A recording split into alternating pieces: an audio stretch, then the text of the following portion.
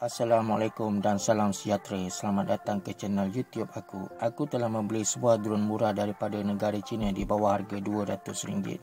Drone apa? Jom kita tengok. Tetapi sebelum itu, jangan lupa subscribe channel YouTube aku. Inilah dia drone K99 Max. Dilengkapi dengan beg agar mudah untuk dibawa ke mana saja. Siap disarung dengan kotak yang menarik hati. Diberi dua pilihan warna, iaitu berwarna hitam dan juga warna kelabu. Dilengkapi dengan kamera resolusi 4K. Drone ini sesuai untuk mereka yang berumur 14 tahun ke atas sahaja. Dilengkapi dengan sistem obstacle avoidance ataupun sistem anti langgar yang biasanya terdapat pada drone mahal sahaja. Jom kita tengok apa yang kita dapat.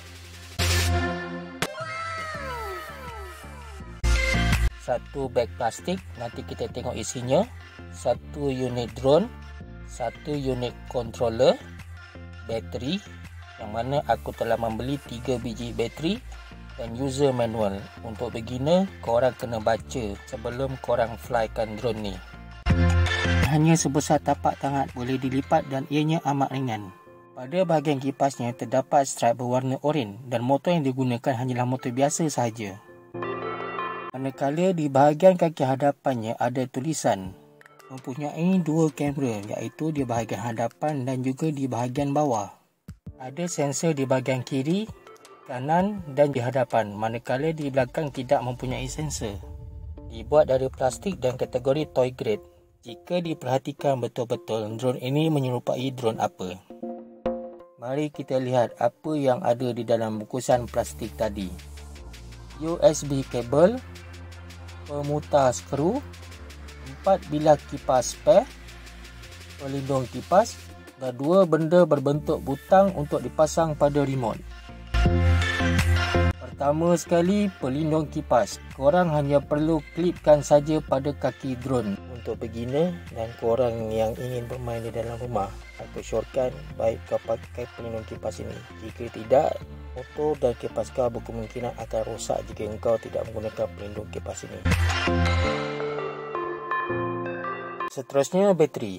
Bateri ini dicas menggunakan kabel USB 3.7V yang berwarna merah ni. Aku tak tahu dari jenis apa. Hanya perlu cocok pada bateri dan sambung kepada kepala plug handphone.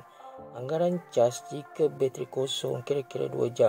Bateri penuh, lampu pada USB akan terpadam. Bateri yang digunakan ini adalah dari jenis lithium 1800 mAh. Tempoh penerbangan selama 10 minit.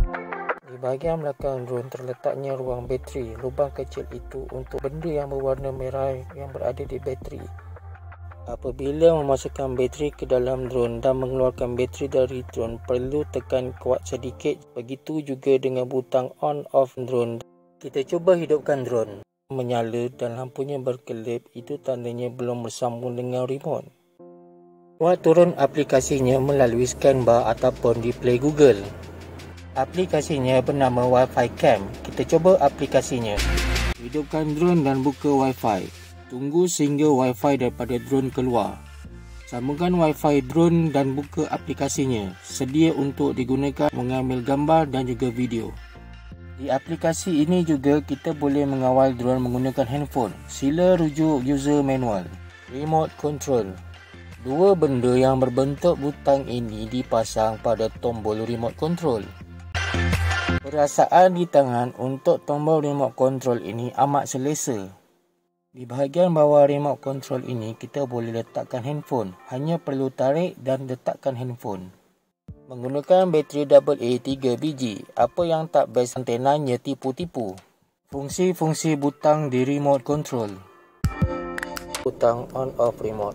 Butang trim kiri. Butang trim kanan. Butang auto take off. Butang auto landing, butang trim ke hadapan, butang trim ke belakang. Kita lakukan sedikit simulasi penerbangan. On-kan remote. Untuk terbangkan drone secara automatik, tekan butang take off. Untuk mendaratkan pulat, tekan butang auto landing.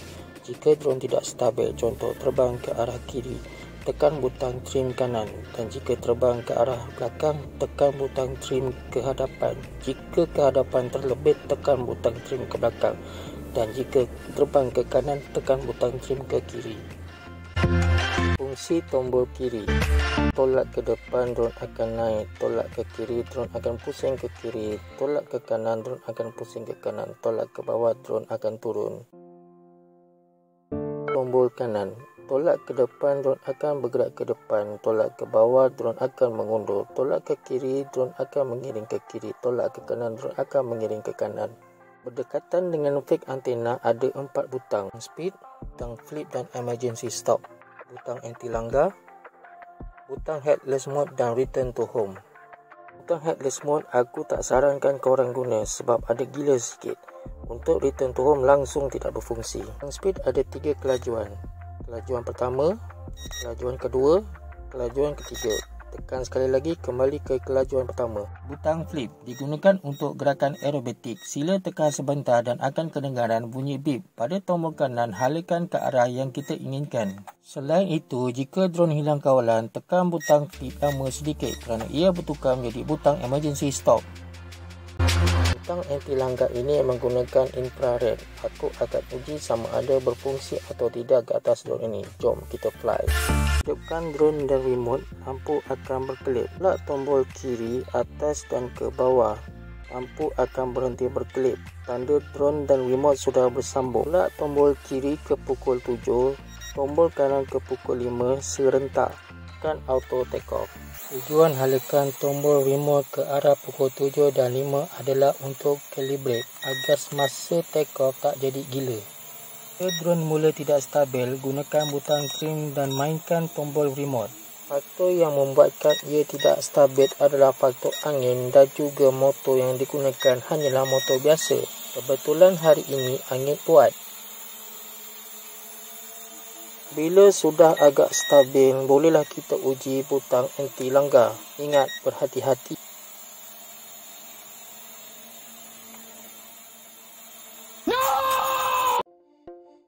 Apa sudah berlaku? Sepatutnya berfungsi. Sebab itu disarankan guna pelindung kipas. Kita uji sekali lagi. Alhamdulillah. Apabila lampu hadapan berkelip bermakna ia berfungsi. Kita cuba bahagian anti langgar pada sisi kanan. Hati-hati. Bahagian belakang tiada sensor.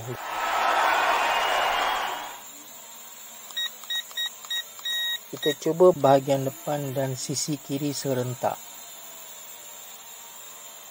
Angin kuat membuatkan drone tidak stabil. Untung ada sensor sebelah kiri. Jika tidak, dah langgar dah dinding.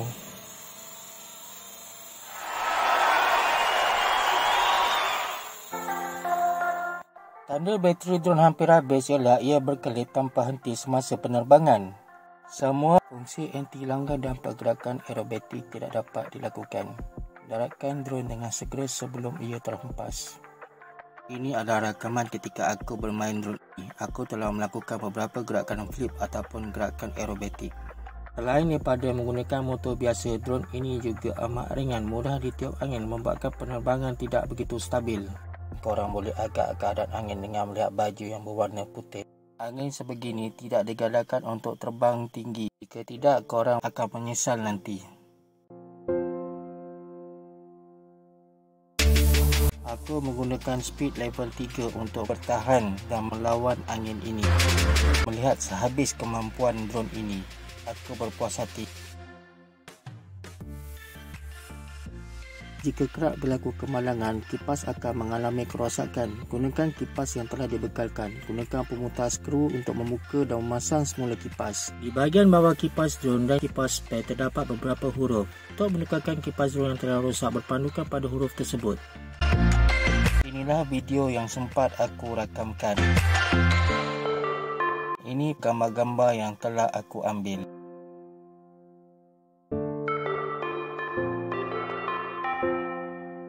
Kesimpulannya, drone ini padu, berbaloi untuk dibeli. Tapi kalau dari segi gambar dan juga kualiti video dia, faham-faham je lah. Nama pun toy grade. Jika korang suka video ini, sila tekan like dan juga subscribe. Jumpa lagi di video akan datang. Assalamualaikum.